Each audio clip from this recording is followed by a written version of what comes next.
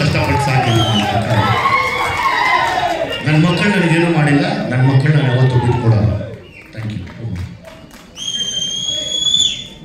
ಯಾರ ಮಾತು ಕೇಳ್ದಿರ ಅದಕ್ಕೆ ಹಣ ಉಳಿದ್ರಲ್ಲ, ಅದಕ್ಕೆ ಅಂದಾಗಿ ನಿಮ್ಮ ಧೈರ್ಯಕ್ಕೆ, ನಿಮ್ಮ ಮನಸ್ಸಿಗೆ ನಾನು ಸದಾ ಚಿರ ನೋಡಿ. ತುಂಬ ದೊಡ್ಡ ಮಟ್ಟದ ಒಂದು ಸಿನಿಮಾನ ಮಾಡಿದಿರ, ನಾವು ಅದನ್ನು ಮರೆಯೋದಿಲ್ಲ ಯಾವಾಗಲೂ. ಯಾವಾಗಲೂ ನಾವು ನಡೆಸ್ಕೋತೀವಿ. ನಿಜವಾಗ್ಲೂ ನೀವೆಲ್ಲ ನಮ್ಮನ್ನು ಕಷ್ಟದಲ್ಲಿ ಕೈ ಹಿಡಿದು ನಡೆಸ್ಕೊಂಡು ಹೋಗೋರು, ಕನ್ನಡ ಇಂಡಸ್ಟ್ರಿನ ನಡೆಸ್ಕೊಂಡು ಹೋಗುವಂಥ ನಿರ್ಮಾಪಕರು ಯಾರೇ ಆಗಿರ್ಬೋದು, ಸತ್ಯಪ್ರಕಾಶ್ ಸರ್ ಆಗ್ಬೋದು, ಆರ್ ಎಸ್ ಗೌಡ್ರಿದ್ದಾರೆ, ಎಲ್ಲ ನಿರ್ಮಾಪಕರಿದ್ದೀರ. ಮತ್ತು ಏನಾನ ತೊಂದರೆ ಆದಾಗ ಓಡಿ ಬರುವಂಥ ವಾಣಿಜ್ಯ ಮಂಡಳಿ ಇದೆ, ಸದಸ್ಯರಿದ್ದೀರ. ಎಲ್ಲ ನಿಮ್ಮೆಲ್ಲರ ಈ ಒಂದು ಒಗ್ಗಟ್ಟಿಗೆ ಮತ್ತು ಈ ಶಕ್ತಿಗೆ ನಾನು ಚಿರಋಣಿಯಾಗಿರ್ತೀನಿ.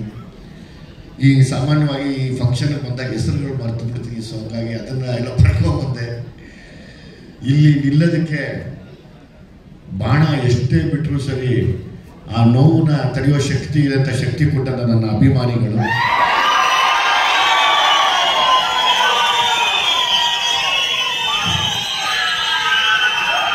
ನಾನು ಮನುಷ್ಯ ಅಂದಮೇಲೆಲ್ಲ ಇದ್ದೇ ಇರುತ್ತೆ. ನನ್ನ ಕಣ್ಣೀರು ಒರೆಸಿದಂಥ ಅಭಿಮಾನಿಗಳು. ಇಂಡಸ್ಟ್ರಿಯಲ್ಲಿ ದುನಿಯಾ ವಿಜಯ್ ಇದು ಎಲ್ಲ ಮುಗಿದೋಯ್ತು ಅಂದಾಗ ತೊಡೆ ತಟ್ಟದಂಥ ಅಭಿಮಾನಿಗಳು.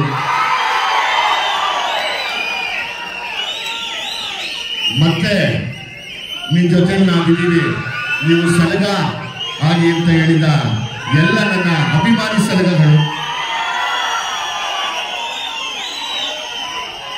ಸಾಕಾಗಲಿಲ್ಲ ಅಂದರೆ ನಿಮ್ಮ ಜೊತೆ ಭೀಮಾ ಆಗ್ತೀನಿ ಅಂತ ಭೀಮಾದ ಅಭಿಮಾನಿಗಳು ಈಗ ನನ್ನ ಕೈ ಹಿಡಿದು ಮತ್ತೆ ಲ್ಯಾಂಡ್ ಲಾರ್ಡ್ ಕಡೆಗೆ ನಡೆಸ್ಕೊಂಡು ಹೋಗ್ತಾ ಇದ್ದಾರೆ.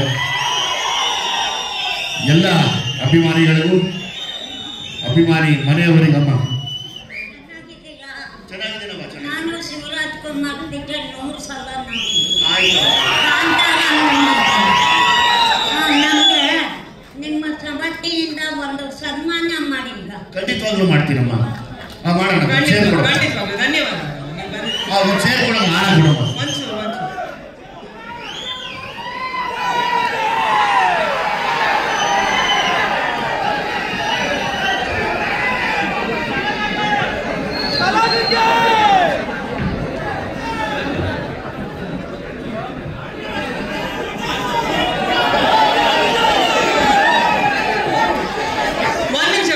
ಒಂದ್ ನಿಮಿಷ.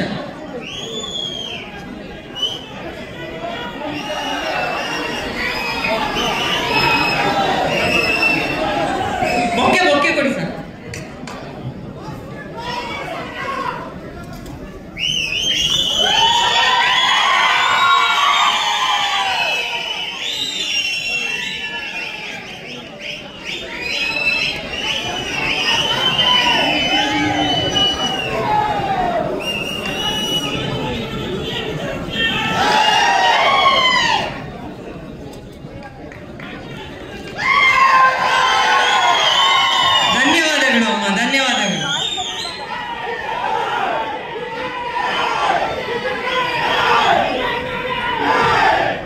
ನಿರ್ಭೀತ, ನಿಷ್ಪಕ್ಷಪಾತ, ವಿಶ್ವಾಸಾರ್ಹ ಸುದ್ದಿಗಳಿಗೆ ಮತ್ತೊಂದು ಹೆಸರಾಗಿರುವಂತ ನ್ಯೂಸ್ 18 ಕನ್ನಡ ಈಗ ಆಪ್ನಲ್ಲೂ ಲಭ್ಯವಿದೆ.